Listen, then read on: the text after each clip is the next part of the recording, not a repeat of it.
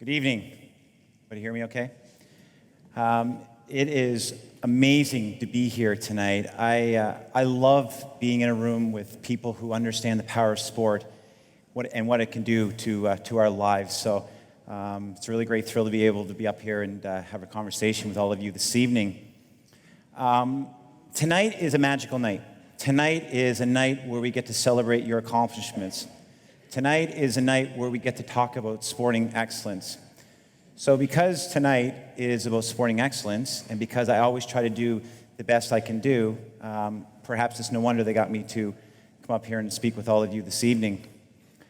I've been in your shoes. I've been nominated a couple times for Male Athlete of the Year in Nova Scotia. The first time I was nominated, I just want everybody to be happy tonight. That's why I put it there. Are we all happy tonight? All right, we're happy tonight. So the first time I got nominated for Male Athlete of the Year in Nova Scotia, I lost. And it fueled my fire to be able to come back the next year stronger. And my results were undeniable, and I was able to take home the award for Male Athlete of the Year for the province of Nova Scotia that particular year. I've been inducted into the Cape Breton Sports Hall of Fame. I've been inducted into the Nova Scotia Sports Hall of Fame. And just recently, I got inducted into Swimming Canada's Hall of Fame. So really proud of my accomplishments. So good luck to all the nominees and inductees this evening. Now, I must say I had a kind of a hard time. It gave me a challenge because usually when I go talk to corporate groups, I talk to them about being the best and getting that champion from within. But in my opinion, the athletes here, many of you here, you're already champions for what you've accomplished so far in your careers, or certainly you're well on your way to becoming one. So then I thought, what is it that I would want to hear if I was in your shoes all those years ago, and what advice or wisdom perhaps that I can impart on you? Many years ago when I was starting my career, there was a word that kept coming up over and over again. And it wasn't really a word that made a lot of sense to me at the time. And people kept saying to me, Andrew, it is impossible that you're going to accomplish anything because you grew up in a small town, we're here in a small town of Stratford, because you're swimming in a 25-meter pool, and all the other Olympic athletes, they're able to train at a 50-meter pool, so you don't have a chance. Andrew, it's impossible. Again, for some reason, they said that, because my coach was a level 2, and he was not level 3 or 4, as you know, as coaching, and he wasn't possibly get me to that next level. And then my personal favorite, looking all the years later back, people kept saying to me, Andrew, it's impossible that you'll be able to accomplish your goals because you've got one leg. You've got one leg, and there's no way you'll be able to compete in a competition with able-bodied athletes, and you're just going to fizz out and go home. Well, let me tell you something. There's only one person that needs to believe that you can do anything in life. And you know that person. Because you see that person when you look in the mirror in the morning. And that person obviously is you. And I'm a firm believer that no matter what you want to accomplish in life, you can do it. The other advice I'd like to give the athletes in here tonight is something rather simple. And that's enjoy being in sports.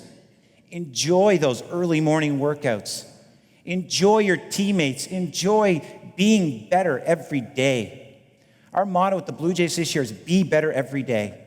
And if you can be better every day, you know that you gave an honest day's effort and enjoyed it along the way and shared that positive enthusiasm for others, you'll do great things in life and in your career.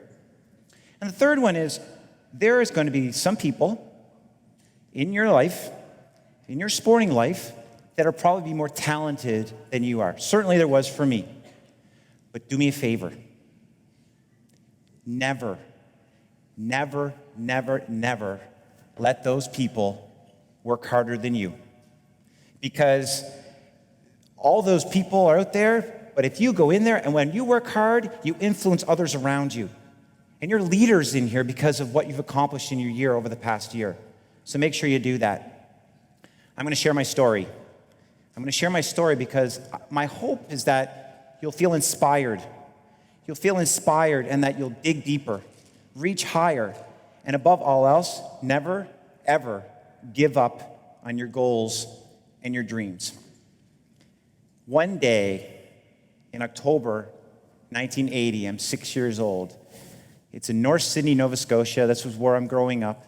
It's a cold night outside. My twin brother, Brett, we're downstairs playing, jumping from one sofa to the other sofa.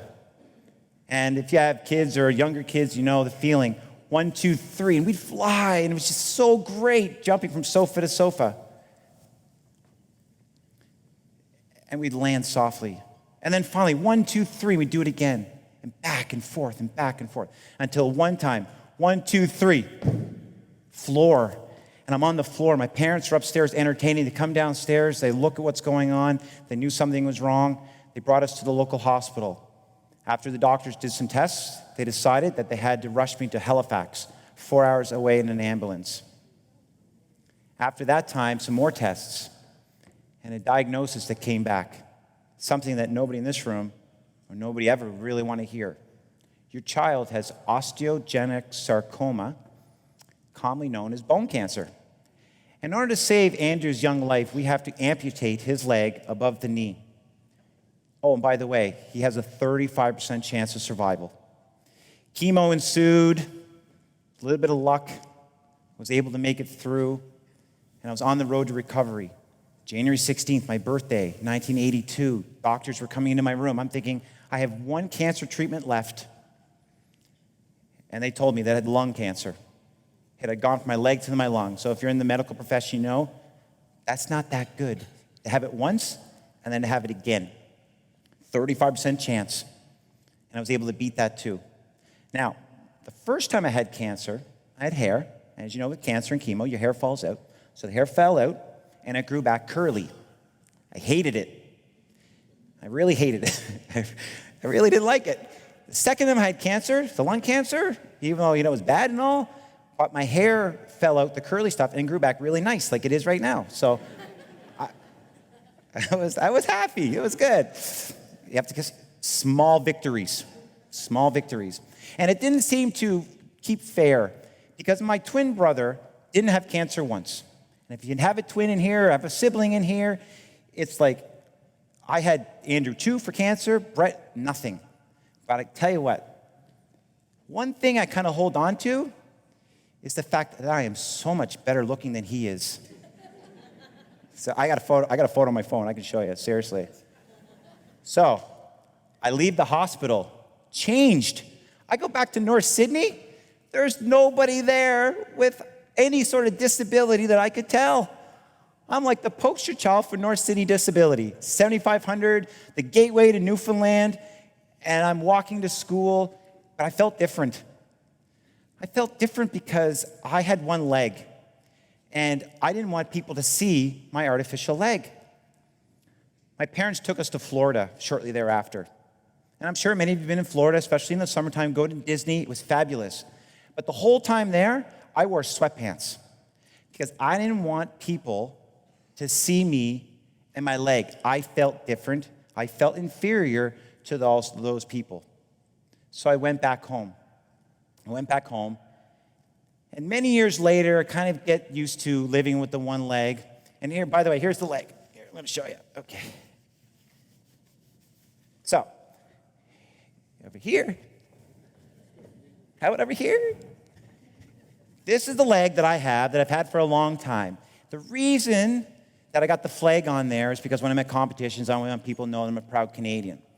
I enjoy going into schools. Because I get to talk to kids about, being better than they ever thought possible. And it's fabulous that I have that opportunity to do that. And I also tell them to not get a tattoo because I got a tattoo and it really hurt. That's good, eh? Yeah. So, anyways, I found swimming, and I'm growing up, and I'm 15 years old. 1989 March break. The national coach for athletes with disability contacts my aunt, who, they start chatting and stuff. They knew each other through working connections. He said, Andrew, if you want to join swimming, there's a chance that maybe you'll go to national championships later on that summer. I'm like, okay, great. That sounds like a great idea. I'd love to. So I started swimming, and I felt amazing. I didn't care if people saw me without my leg on. I didn't care if people saw me in shorts. I felt fantastic in the pool. This was my home. Much like in your individual sports, whatever you're doing, I'm sure you feel fantastic when you get between the lines or do whatever you're doing.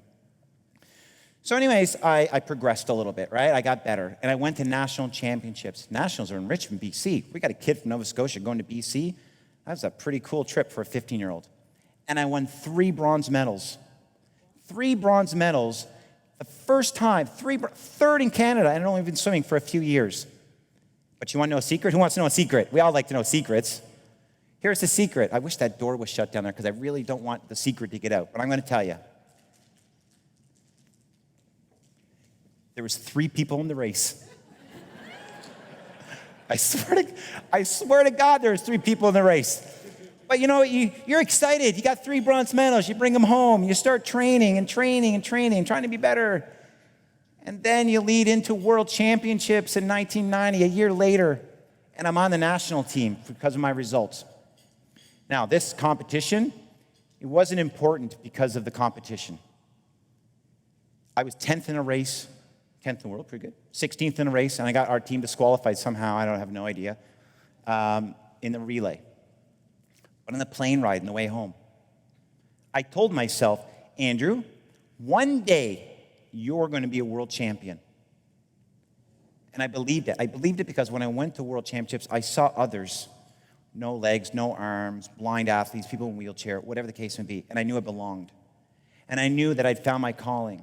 And I just didn't believe this from a normal level. I believed it from deep down. And if you want to accomplish your goals and your dreams, you need to have that conviction to believe it from every possible spot in your body. And I did. And I got to that level. And I went back home and started training. For a couple years later, I went to the 92 Paralympic Games in Barcelona. Now, I mentioned that I was 10th in the worlds.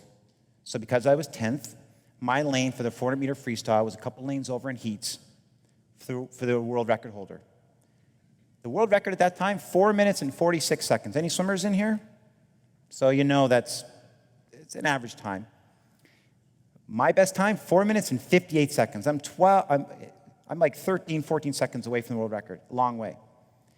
He goes 4:46 in heats. I go 4:46 in heats and broke the Canadian record by 12 seconds. Now I'm second going into finals. There's 3 athletes expected to win the medals: Iceland, Norway, and Germany. We get ready for the final, outdoor pool, beautiful. The gun goes off, boop, into the water. At the 200-meter mark, Iceland, Norway, and Germany.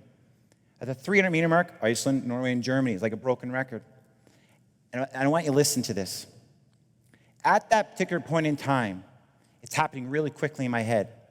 I've got one part of me saying, go now. They won't expect it if you go now. Put on the gas. The devil's side saying, don't do that. If you do that, you might die, and you might fall back to 8th. But you're 4th. You don't have 100 meters left. Until that voice on the other side says, Andrew, don't listen to all that. Allow yourself to be great. What choice did I have after that? All the worry, all the anxiety maybe of falling, of basically failing, left me. And in a flurry, Iceland 4:41, Norway 4:42, and I snuck in there for a surprise, amazing bronze medal, 4:43, and a Canadian record over the course of that day by 15 seconds. And I was able to bring that home to Canada and build the momentum for my career that kept going, and luckily for me, going. So now what I'm going to do a little bit, I want to bring you back to 1994 in the Commonwealth Games. And this is historic for a few reasons. One, I'm going to let, I won. But 2, it was the first time athletes with a physical disability were able to compete with able-bodied athletes at the same competition. So I thought it was only fitting to show you this race because I wanted you to see me in action. So let's take a look at me swimming against the Commonwealth in Victoria, and I'll comment after the race. Here we go.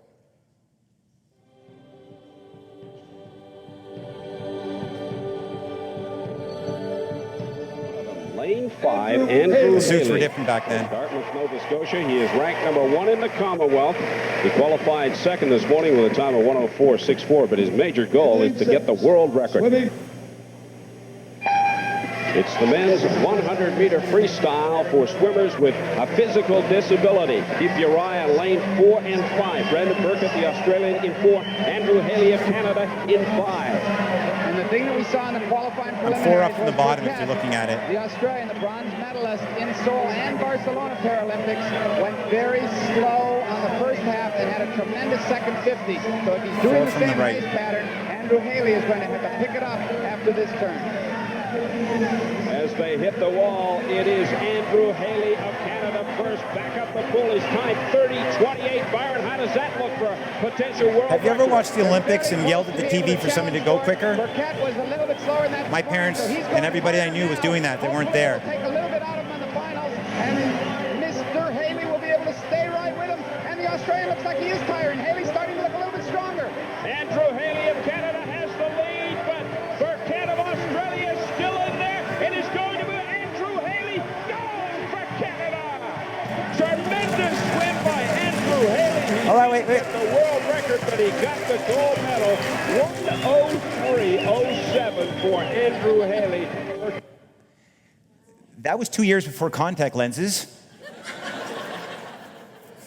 And somehow they decided to build the screen that had the results at the other end of the pool. So I couldn't see it. I knew I'd won, I just didn't know how fast I went. The rhetoric with CBC was, he's going after the world record. Nah, I missed it, but it was happy to get the result. And the result was mattered. And that photo, that was on every major newspaper in Canada the next day. And that race was a statement race. It was a statement race because I've seen others in here tonight with a disability. And the chef de mission thought that athletes with a disability had no right at the same time competing with able-bodied athletes. Now, if you want to have a world inclusion, you need those people to kind of step aside a little bit, especially not have a leadership role in an organization when you have thoughts like that. So, we get into world championships. This was a competition, and I told you, I wanted to be a world champion. 8 years in the making. Dreams, the dream. Will the dream live during this time? My first race, the 200 individual medley, I broke a world record in the morning in heats. At night, I didn't think I was going to do it, but I did. I was ready. At night, I broke the world record again and finished with a silver medal because one of the other competitors from Great Britain went faster than I did and won the race. So that was disappointing for me. But as you hopefully do as an athlete, you take the positives when you can get them. And what I got out of this was my 50-meter butterfly in my relay was really good. And I was ranked number 1 in the world at this point in the 100-meter butterfly. So we get ready for the 100-meter butterfly, qualified first going into finals.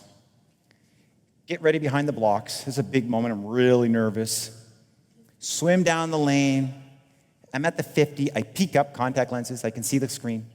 Turn around. Normally, when I'm leading the race at the 50, there was about 4 years there. I was only beat once, and this is not one of them. I touched the wall. I looked behind me. And one of the best moments of my whole entire career was in the realization that I'd won world championships. And on there, it says Andrew Haley, October 14th, Canada, 100 fly, and has the word finally, because I'd finally done that. All those days shoveling the snow off the car, you know what it's like. You know exactly what this is like. Doing everything you needed to do in order to get to where you need to get to. So then I went home and I started to refocus because there's other competitions and I just didn't want to rest until this. Many people in here, I'm sure, have a high level of commitment. You have to.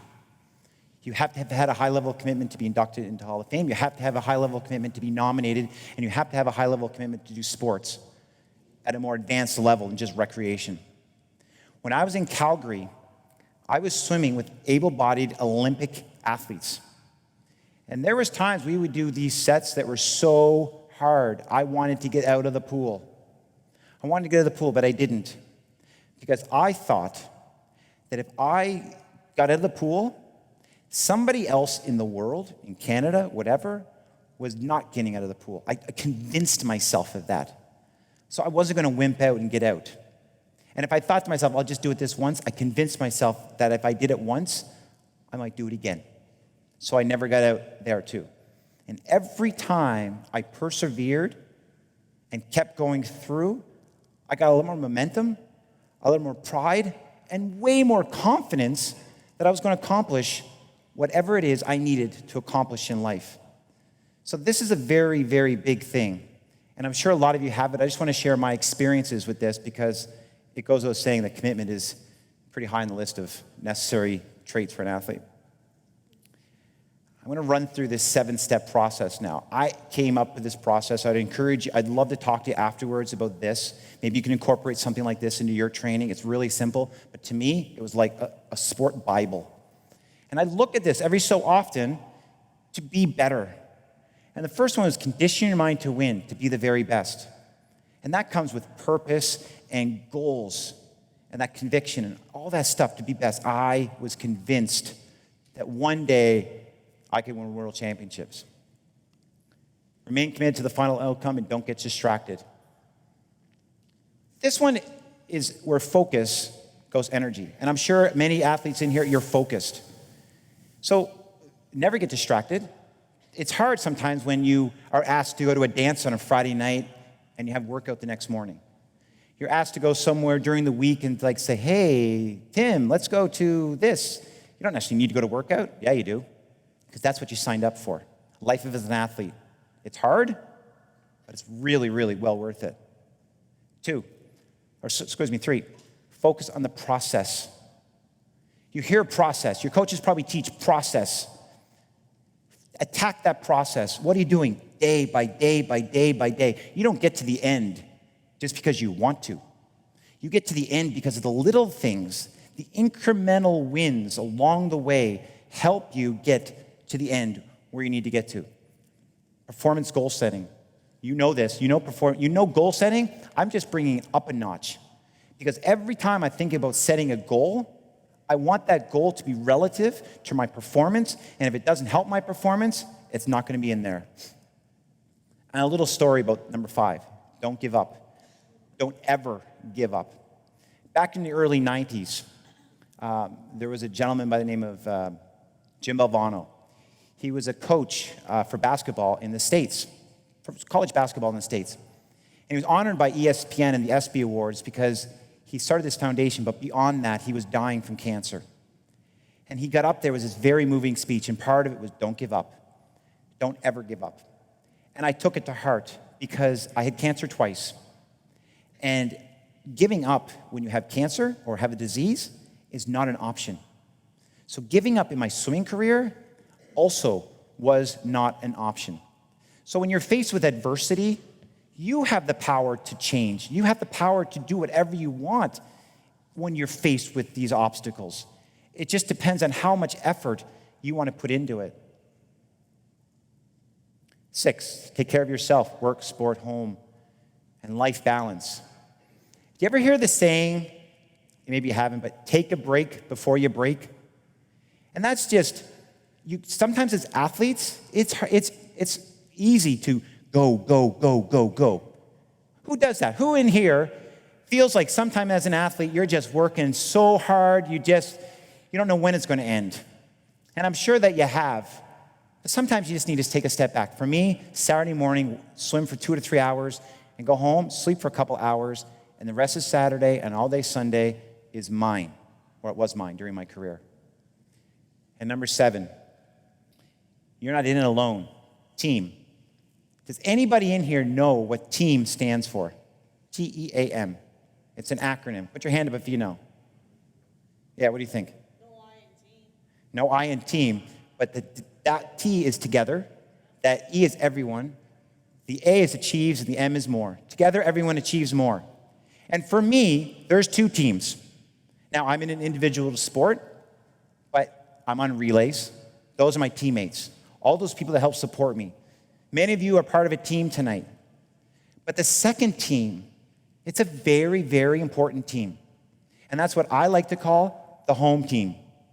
And the home team is your parents, your family, your aunts and uncles, your friends, all those people that supported you, all those people in the room tonight that are supporting you. You know, look to those people and say a great big thank you, because honestly, you're not going to be here without them.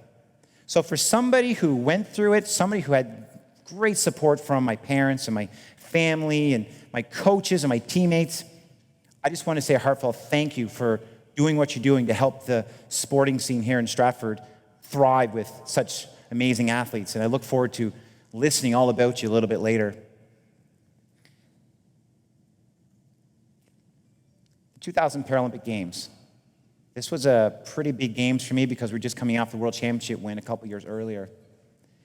We were one gold medal down from Spain going into the last two events. The guys, my team, we won a gold medal. We did it as a team, 4x100 medley relay, swim, butterfly. And our girls team did exactly the same thing. And we beat Spain by one gold medal in the pool. And by doing so, we won the most gold medals. They had 48 athletes. We had 24. So it's not the size of the dog in the fight, it's the size of the fight in the dog. And like I told you earlier, don't let anybody outwork you. And one of my fondest memories of that games is that I had the conversation with a bus driver. He was volunteering there, and I said to him, "You're driving a bus from the venue back to the village, back and forth. You don't get to see any of the races." And he says to me, "Andrew, I love doing what I'm doing. I'm doing on vacation time for my job, but this is my part to help the games." It's very important being a volunteer. There's many volunteers in here tonight, and that's another group I really want to say thank you to and recognize, because this event doesn't get happening. You know what? Give the volunteers a round of applause. Give the team a round of applause. Events like this don't happen without a lot of effort. And I can tell you, there's probably many volunteers in here tonight that had kids going through the sports system, and they believe in it enough that even though the kids are older, they're continuing on because they believe in sport and they believe in the values that sport can have in our lives. And if you don't believe me, look at the Olympics, the opening closing ceremonies. They recognize volunteers at that level of competition because of how important they are. I have my medals here tonight. You're going to notice when you come over, if you want to say hi, this 2000 medal, it's pretty heavy. And now, this is the last slide. I am a champion. I'm not saying this for me. I'm saying it for you. Because I firmly believe that everybody in here, from the youngest person to the oldest person, has the inherent power to accomplish amazing things. I'm sure that if I spoke to every single person in here on a one-on-one, you could tell me something amazing about yourselves. To the athletes, you have great challenges this year, but you also have great opportunities. You're going to have many stumbling blocks along the way, and it's how you go after them that'll make the difference. Working hard, being positive, true to yourself, listen to your coaches, inspired by your teammates. There's many reasons that you can make 2017 the absolute best year of your sporting career. So in closing, you don't have to conquer the world. You just have to conquer your world. And if you conquer your world, I got a pretty good feeling you're going to be happy with where you are at the end. Thanks a lot.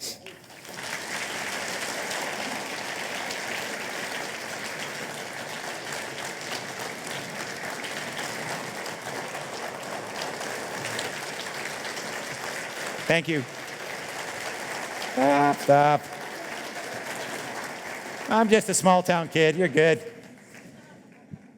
Andrew, thank you, though. Thank you so much for providing everyone in the room, coaches, volunteers, parents, and athletes, for a very inspiring message. Just want to present you a small token of Stratford right here. And once again, thank you so much for such an inspiring message.